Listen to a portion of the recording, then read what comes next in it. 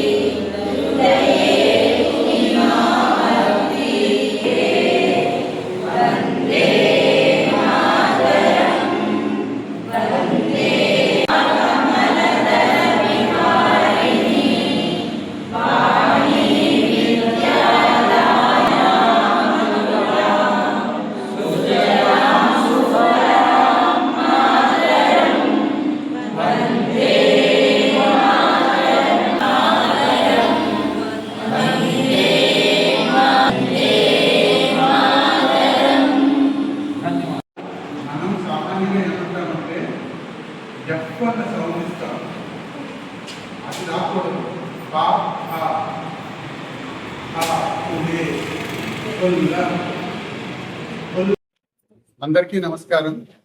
మేము సంస్కృత భారతి తెలంగాణ నుంచి వచ్చాము. ఇక్కడ భద్రాచలం, కొత్తగూడెం ఈ ప్రాంతంలో సంస్కృతం యొక్క ప్రెజెన్స్ కొంచెం తక్కువ ఉంది. అంటే ప్రజలు కొంచెం తక్కువగా ఉత్సాహం చూపిస్తున్నారు. అందుకని మన భాష అయినటువంటి సంస్కృత భాషని ముందుకు తీసుకెళ్లడం కోసం అని చెప్పి సంస్కృత భారతి వాళ్ళు చేస్తున్న ప్రచారంలో భాగంగా ఇక్కడికి మేము రావడం జరిగింది. సంస్కృత భారతి అన్నది అందరికీ తెలిసిందే. ప్రపంచంలో 28 దేశాల్లో నడుస్తోంది సంస్కృత భారతి అనేది. గత 45 సంవత్సరాలుగా కృషి చేస్తోంది సంస్కృతం ప్రచారం చేయడానికి. భారతదేశంలో కనీసం సగం మంది జనాభా అయినా సరే సంస్కృతంలో మాట్లాడాలి అనే ప్రయత్నం మేము చేస్తున్నాము.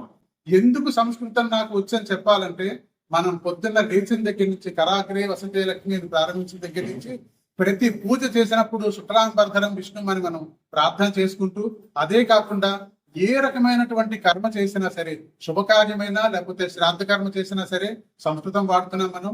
సంస్కృతం లేకుండా మన జీవితం లేదు. ఈ దక్షిణ భారతదేశమా, ఉత్తర భారతదేశమా, భారతదేశం అంతటా కూడాను సంస్కృతం సంస్కృతం సంస్కృతమే లేకుండా మనకు అవ్వట్లేదు. మనందరం భారతీయులందరం కూడా నాకు సంస్కృతం వచ్చు అని తప్పనిసరిగా రేపు రాబోయేటటువంటి జనగణనలో తప్పకుండా అందరూ చెప్పాలని ఈ టెలివిజన్ మాధ్యమం ద్వారా ప్రార్థన చేస్తున్నాను. ధన్యవాదాలు. అందరికీ నమస్కారం. శ్రీ సరస్వతి శిశుమందిర భద్రాచలం ఆవాస విద్యాలయంలో వారం రోజుల పాటు సంస్కృత భారతి వాళ్ళు సంస్కృత సంభాషణ శిబిరం నిర్మిస్తున్నారు. ఈ పాఠశాల కేంద్రంగా ఈ కార్యక్రమం నిర్వహించడం చాలా ఆనందంగా భావిస్తున్నాను. మనకి అన్ని భాషలకి మూలం సంస్కృత భాష. ఆ భాషను మనందరం కూడా ముందుకు తీసుకెళ్ళాలి. ఈ సదవకాశాన్ని అందరూ ఉపయోగించుకొని మంచిగా ముందుకు వెళ్ళాలని అనుకుంటున్నాను. ఈ మీరు నేర్చుకున్నటువంటి ఈ సంస్కృత సంభాషణ ఏదైతే ఉందో మీ ద్వారా కొంతమందికి నేర్పించి ఈ భాషను ముందుకు తీసుకెళ్లాల్సిందిగా కోరుతున్నాను. జై శ్రీరామ్. మమ నామ కోటి శ్రీలత. మమ నివాస భద్రాచలం. సంస్కృత భారతి తెలంగాణ భద్రాచలంలో సరస్వతి శిశు మందిరం ఉంది కోనవరం రోడ్లో. అక్కడ ఈ శిబిరం పెట్టారు. అక్కడ మేము అందరం నేర్చుకోవడానికి వచ్చాము. అలాగే శిక్షణ కూడా అవుతోంది. మంచిగా ఉంది. శ్లోకాలు అవి చెప్పుకుంటూ పాఠం చెప్పుకుంటూ అంతా బాగుంది. పరీక్షకు కూడా కట్టాను. దీనికి 4 విభాగాలుగా ఉంటాయి పరీక్షలు. తర్వాత గురువు గారు కూడా వేరే చోట నుంచి చాలా దూరం నుంచి వచ్చారు. ఇక్కడ సంస్కృతం ఇంకా పెంపొందించాలి, అందరూ మంచిగా మాట్లాడడానికి రావాలి, అందరికీ సంస్కృతాన్ని పరిచయం చేయాలని ఆ ఉద్దేశంతో ఈ శిబిరాన్ని పెట్టారు. చాలా బాగా చక్కగా జరుగుతుంది. వాతావరణం అనుకూలించకపోయినా అందరూ వచ్చి మంచిగా నేర్చుకుంటున్నారు. దక్షిణ అయోధ్య అయినటువంటి భద్రాచల పుణ్యక్షేత్రం రాములు వారు నడియాడిన ప్రదేశం కాబట్టి ఈ చోటన సంస్కృతం అందరూ నేర్చుకోవాలి. ఆ సదుద్దేశంతో ముందుకి అందరూ వెళ్ళాలి, మంచిగా నేర్చుకోవాలి. జై శ్రీరామ్. మమ నామ సుబ్బయ్య. అహం భద్రాచల నివాసి. నాకు చాలా రోజుల నుంచి సంస్కృతం నేర్చుకోవాలని ఉండే. ఈ రకంగా నా కళ నెరవేరింది. గురుగారు హైదరాబాద్ నుంచి వచ్చి మమ్మల్ని ఇక్కడ సంస్కృతం నేర్పిస్తున్నారు. చాలా సంతోషంగా ఉంది. గురుగారికి కూడా చాలా ధన్యవాదాలు. అలాగే చాలా ఈజీ వేలో కూడా మాకు సంస్కృతం అనేది నేర్పిస్తున్నారు. చాలా చక్కగా పిల్లలు కూడా చాలా సరదాగా మంచిగా సంస్కృతం అనేది నేర్చుకుంటున్నారు. చాలా మంచిగా అనిపిస్తుంది. ఇంకా ఈ శిబిరాన్ని చాలా సార్లు భద్రాచలంలో ఇంకా పెట్టాలని కోరుకుంటున్నాను. అలాగే సంస్కృతం ప్రచారం ఈ రకంగా జరుగుతున్నందుకు చాలా సంతోషం. ఇక్కడ సంస్కృత భారతి వాళ్ళు భద్రాచలంలో సంస్కృత శిబిరం పెట్టారు. వాళ్ళు చక్కగా సంస్కృతం ఎలా మాట్లాడాలో, మన మాతృభాష సంస్కృతం యొక్క గొప్పతనాన్ని అందరికీ తెలియజేస్తున్నారు. సంస్కృతం ఒక గొప్పతనం అందరూ తెలుసుకోవాలి. సంస్కృత భారతి సభ్యులు చాలా మంచిగా సంస్కృతం ఎలా మాట్లాడాలి అందరికీ అర్థమయ్యేటట్టు బాగా వివరిస్తున్నారు. అందరూ